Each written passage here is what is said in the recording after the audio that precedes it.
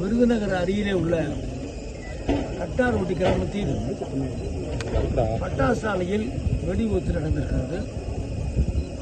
மாண்பு முதலமைச்சருடைய கவனத்துக்கு சென்றவுடன் நாங்கள் தேர்தல் பணியில் நானும் அமைச்சரும் நம்முடைய விஜயபிரபாகரெல்லாம் தேர்தல் பணியிலே இருந்தோம். உடனடியாக அதையெல்லாம் ரத்து செய்துவிட்டு உடனடியாக மருத்துவமனைக்கு போய் அங்கே என்ன நிலவரம் என்பதையும் அங்கே இருக்கிற இரவு வருகிற அந்த பாடிகளை உடனடியாக போஸ்ட்மார்ட்டம் செய்து தகுந்த முறையில் அந்த மக்களிடம் ஒப்படைக்க வேண்டும் என்பதையும் அதே போல காயப்பட்டவர்களுக்கு வேண்டிய உரிய சிகிச்சை அளிக்க வேண்டிய அந்த பணிகளையும் செய்ய வேண்டும் என்று சொல்லி எனக்கும் நம்முடைய நிதியமைச்சருக்கும் நம்முடைய முதலமைச்சர் அவர்கள் உத்தரவிட்ட விளைவாக எல்லோரும் ஓடி வந்திருக்கிறோம். வருகிற வழியில் நம்முடைய ஜிஹெச்சுக்கு சென்று அங்கே செய்ய வேண்டிய பணிகளை டிஎன்ஏ அழைத்து அதுக்கு வேண்டிய பணிகளை செய்ய சொல்லி நாங்கள் அறிவுரை வழங்கியிருக்கிறோம்.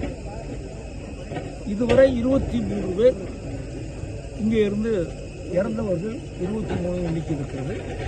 6 பேர் தற்பொழுது காயப்பட்டவர்களாக மருத்துவமனையில் ஜிஹெச்சில் சிகிச்சை வருகிறார்கள்.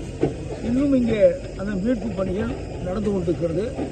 இரவாக இருந்தாலும் உடனடியாக மின்சார வசதிகளை செய்து இரவோடு இரவாக உள்ளே எதுவும் சேதங்கள் இருக்கா என்பதெல்லாம் பார்த்து இரவோடு இரவாக அந்த பணிகளை செய்ய வேண்டும் என்று நாங்கள் அதிகாரிகளுக்கு ஒரு யோசனை சொல்லியிருக்கிறோம்.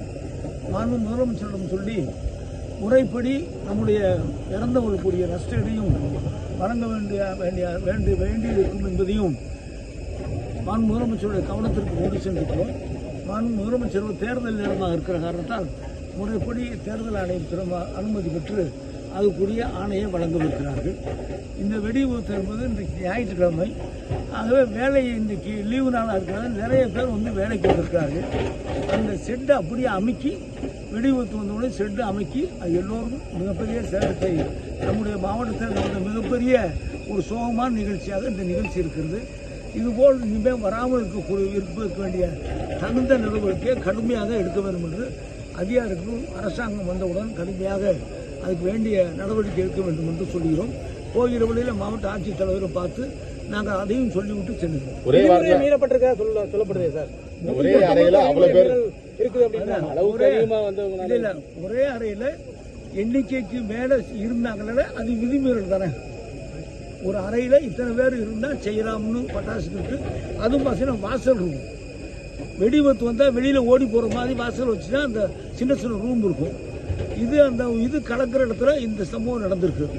இது நாளைக்கு முழு விவரமும் சம்பந்தப்பட்ட உள்ளே இருந்தவர்களுக்கெல்லாம் விசாரிக்கிற நேரத்தில் எப்படி நடந்தது, என்ன நடந்தது என்பதெல்லாம் நம்ம கேட்டு அதுக்கு வேண்டிய நடவடிக்கை எடுக்கும். இப்பொழுது மீட்பு பணியும் காயப்பட்டவர்களுக்குரிய அந்த சிகிச்சையும் அவருக்கு வேண்டிய நிதி வழங்க வேண்டிய பணியை இப்பொழுது நாம் செய்து கொள்கிறோம். Okay sir.